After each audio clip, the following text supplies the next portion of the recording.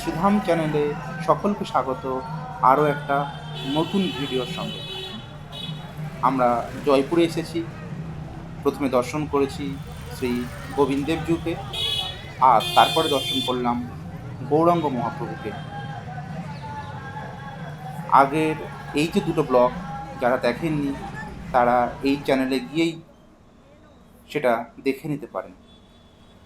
এখন আমরা যাচ্ছি শ্রী গোপীনাথজিউকে দর্শন করার জন্য।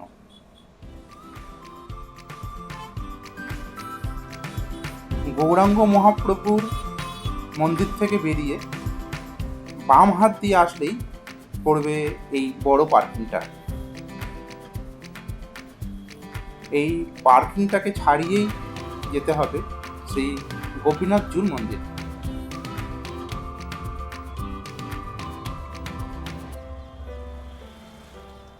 এই সোজা রাস্তাটা দিয়েই আমরা যাব গোপীনাথজির মন্দির। আমি একটা অটোর ব্যবস্থা করছি যাতে আমাদের যেতে একটু সুবিধা হয়। একটা অটো নিয়ে নিয়েছি, 100 টাকা নেমে বলেছে। রাস্তাটা খুব বেশি দূর নয়, 2 কিলোমিটারের মধ্যেই হবে, কিন্তু যেহেতু আমরা এখানকার নতুন লোক তাই 100 টাকার নিচে কেউই আসতে রাজি হচ্ছে না।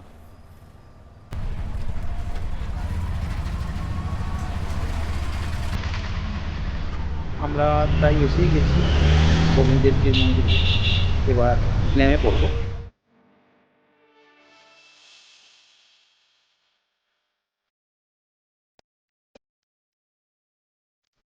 শ্রী রাধা গোপীনাথজি মন্দিরে সবাইকে স্বাগত। এই জায়গাটা খুবই ভিড় আছে যেহেতু এটা বাজার। বাইরে যে ফুলগুলো বিক্রি হচ্ছে এই ফুল কিন্তু ভগবানকে অর্পণ করা হয় না।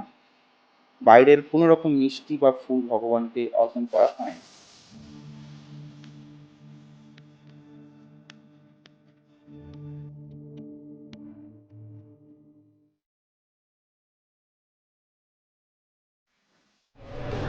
মন্দিরটা খুবই সুন্দর।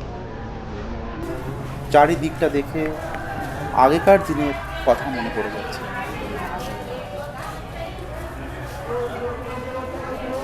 চলুন এবার মন্দিরের মধ্যে প্রবেশ করা যাক।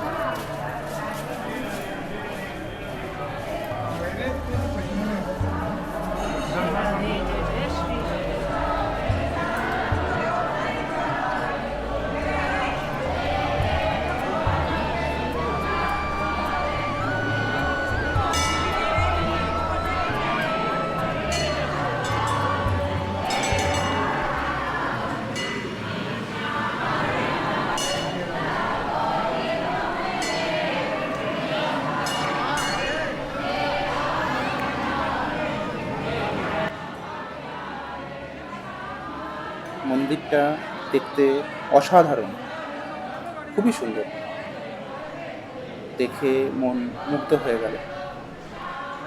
তুলনামূলকভাবে মন্দিরে আজকে ভিড় অনেকটাই কম। এই শ্রীধাম চ্যানেল আপনাদের কেমন লাগছে তা অবশ্যই কমেন্টস করে জানাবেন। যদি ভালো লাগে লাইক এবং সাবস্ক্রাইব করবেন।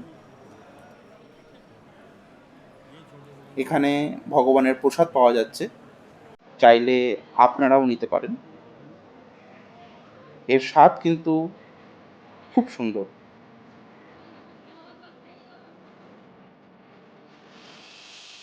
এই ভিডিওটা আর বেশি বড় করব না।